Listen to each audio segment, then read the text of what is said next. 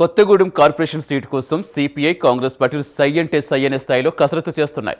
60 డివిజన్లు ఉన్న కార్పొరేషన్లో కాంగ్రెస్ సిపిఐ పార్టీలు చెరో 22 సీట్లు గెలుచుకున్నాయి. 5 ఇండిపెండెంట్లు, 2 బీఆర్ఎస్ కార్పొరేటర్లు కాంగ్రెస్ పార్టీకి మద్దతిస్తున్నట్టు తెలుస్తోంది.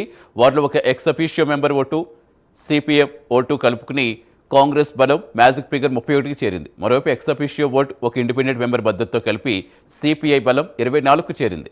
బీఆర్ఎస్ తన మద్దతును సిపిఐకి ప్రకటించింది. కాంగ్రెస్తో దోస్తీ కొనసాగుతుందా లేక బీఆర్ఎస్ ఇండిపెండెంట్తో కలిసిపోయటం సాధిస్తుందనేది సస్పెన్స్గా మారింది. పూర్తి సమాచారం ఇచ్చేందుకు మా కరెస్పాండెంట్ రజనీకాంత్ జరుగుతుంది. రజనీకాంత్, సో మొత్తానికి ఏం జరిగే అవకాశం ఉంది? సతీష్, కొత్తగూడెం కార్పొరేషన్ సంబంధించి ఓట్లు నిన్న లెక్కింపు జరిగిన తర్వాత ఆ ఫలితాలు మాత్రానికి రెండు పార్టీలు ఇక్కడ సిపిఐ కాంగ్రెస్ పార్టీలు ప్రధానంగా పోటీ పడినాయని చెప్పొచ్చు.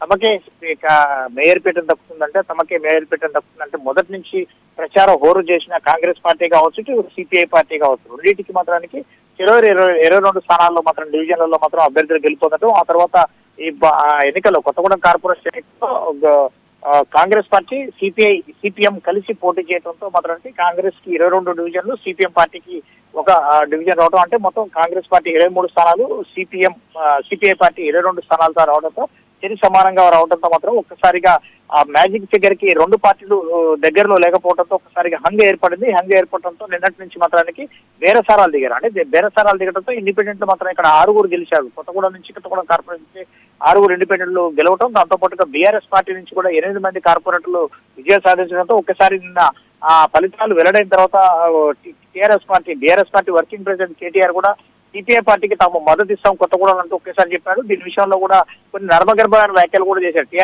బీఆర్ఎస్ సంబంధించిన వర్కింగ్ ప్రెసిడెంట్ కేటీఆర్ కూడా ఏం చెప్పారంటే, దాంట్లో కొత్తగూడెంలో ఇప్పుడే సింగరేణికి అడ్డాగా ఉంది. సింగరేణిలో కోల్ మైన్స్ విషయంలో మాత్రానికి కాంగ్రెస్ బీజేపీ దొబ్బుచులాడుతూ కోట్ల రూపాయలు ప్రజాధనాన్ని దుర్వినియోగం చేస్తుంది అని చెప్పేసి దీని విషయంలో పోరాటం చేయాలంటే అటు కమ్యూనిస్ట్ పార్టీలతో తాము మద్దతు ఇస్తామని చెప్పినప్పటికీ మాత్రానికి కూనని సమస్య మాత్రం ఆ తర్వాత కొద్దిసేపటికే ప్రెస్ మీట్ పెట్టి తను కూడా బీఆర్ఎస్ పార్టీ తమకు మద్దతు ఇస్తున్నారని చెప్తున్నప్పటికీ మాత్రం మేము కాంగ్రెస్ పార్టీతో దోస్తీలో ఉన్నామని చెప్పాడు. ఆ తర్వాత కొద్దిసేపటికే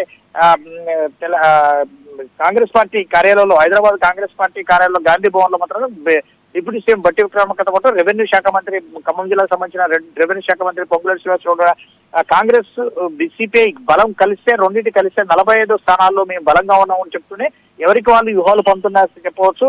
ఎవరికి వాళ్ళే సిపిఐ కావచ్చు, కాంగ్రెస్ కావచ్చు, తమ బలాలు పెంచుకొని కాంగ్రెస్ పార్టీ పీఠాన్ని మాత్రం తగ్గించుకునేందుకు మాత్రం ఎవరికి వాళ్ళు తీర్చి పొందుతున్నారని చెప్పవచ్చు. దీనికి సంబంధించిన కూడా కాంగ్రెస్ పార్టీకి సంబంధించిన 23 స్థానాలు, అంటే 22 స్థానాలు సొంతంగా ఉంటాం. సిపిఎం పార్టీ సంబంధించిన ఒక డివిజన్ గెలుచుకుంటే 23 స్థానాలు ఉండటంతో నిన్ననే 54వ డివిజన్ సంబంధించింది రాంబాబు బీఆర్ఎస్ కార్పొరేటర్ నిన్ననే కాంగ్రెస్ పార్టీ సభ్యులు కిడ్నాప్ చేయడం, దాంతో పాటుగా వాళ్ళ సంఖ్య కూడా 24కు చేరుకోవడం, దాంతో పాటుగా బీఆర్ఎస్ లో ఉన్న 2 అసంతృప్తులను కూడా వాళ్ళు చేర్చుకోవడానికి సిద్ధపడడం, దాంతో పాటుగా 8 మంది 6 ఎవరైతే ఇండిపెండెంట్ ఉన్నారో 6లో 5 కూడా కాంగ్రెస్ పార్టీకి సపోర్ట్ చేస్తున్నట్టు కూడా సమాచారం వస్తుంది. కాంగ్రెస్ పార్టీకి సంబంధించిన మంత్రి పొంగులేటి శ్రీనివాసరెడ్డి కీలకంగా వ్యవహరించి స్థానిక నేతలతో పాటు నేరుగా అక్కడ ఇండిపెండెంట్లతో నేరుగా బేరసారాలు కూడా చేసినట్టు కూడా చూస్తుంది.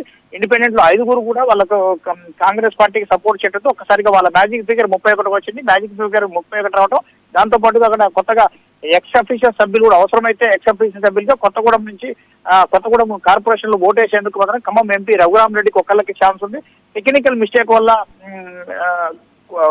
ఖమ్మం నుంచి రాజ్యసభ సభ్యురాలుగా ఉన్న రేణుకా చౌదరికి ఆ అవకాశం లేకపోవడంతో మాత్రం అప్పటికే మ్యాజిక్ ఫిగర్ కాంగ్రెస్ పార్టీకి ఇటు సిపిఎం మద్దతుతో పాటు సిపిఎం ఒకటి మద్దతు ఇవ్వడం, దాంతో పాటు బీఆర్ఎస్ సంబంధించిన 3 కార్పొరేటర్లు మద్దతు ఇవ్వడం, 5 ఇండిపెండెంట్ కూడా మద్దతు ఇవ్వడంతో మొత్తం ఒక్కసారిగా కాంగ్రెస్ పార్టీకి మ్యాజిక్ ఫిగర్ కూడా దగ్గరే ఉంది.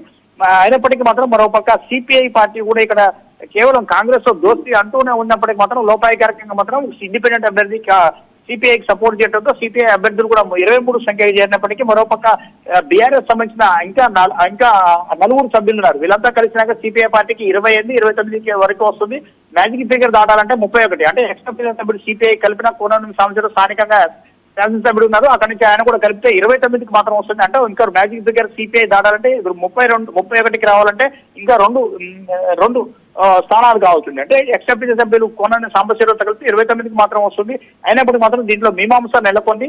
ఎవరికి వాళ్ళే ఇప్పటికి కూడా, అంటే తాజాగా ఈ టైం వరకు కూడా కోనని సాంబశివరావు కేవలం కొత్తగూడెం కార్పొరేషన్ పై తమ సిపిఐ జెండా ఎగరవేస్తామంటూ ధీమా వ్యక్తం చేస్తున్నప్పటికీ మరోపక్క లోపాయకారికంగా మాత్రం కాంగ్రెస్ పార్టీ మాత్రానికి ఇప్పటికే తమ ప్రతి వ్యూహాలను పంచుతూనే మొత్తానికి అక్కడ బీఆర్ఎస్ కార్పొరేటర్లు 3తో పాటుగా ఇండిపెండెంట్ సభ్యులు 5గురిని కూడా తమ వశం చేసుకోవడంతో మాత్రం కాంగ్రెస్ పీఠాన్ని మేయర్ పీఠాన్ని మాత్రం సునాయాసంగా దక్కించుకోవాలని చూస్తుంది. మరోపక్క దీంట్లో కొంత విచిత్రమైన వాదనలు కూడా రేగుతున్నాయి. ఒక పక్క ఇప్పటికే కాంగ్రెస్ సిపిఐ దోస్తి అసెంబ్లీ ఎన్నికల నుంచి కలుస్తుంది. దాని విషయంలో మాత్రం ఇంకా సీఎం కి కొంత ఈ మింగుడు పడిన అంశంగా మారింది. సీఎం కొంచెం ఇబ్బందికరమైన వాతావరణం ఉన్నప్పటికీ మాత్రం పొంగులేటి శ్రీనివాసరెడ్డి మాత్రం ఇనిషియేటివ్ తీసుకొని తాను అవతరానికి కేవలం కాంగ్రెస్ పార్టీని మాత్రం పీఠం కొత్తగూడెం కాంగ్రెస్ మేయర్ పీఠాన్ని దక్కించుకోవడానికి మాత్రం ట్వీట్లు కూడా పంపుతున్న పరిస్థితి అయితే తాజాగా నెలకొన్న Satish. Right, thank you Rajinikanth.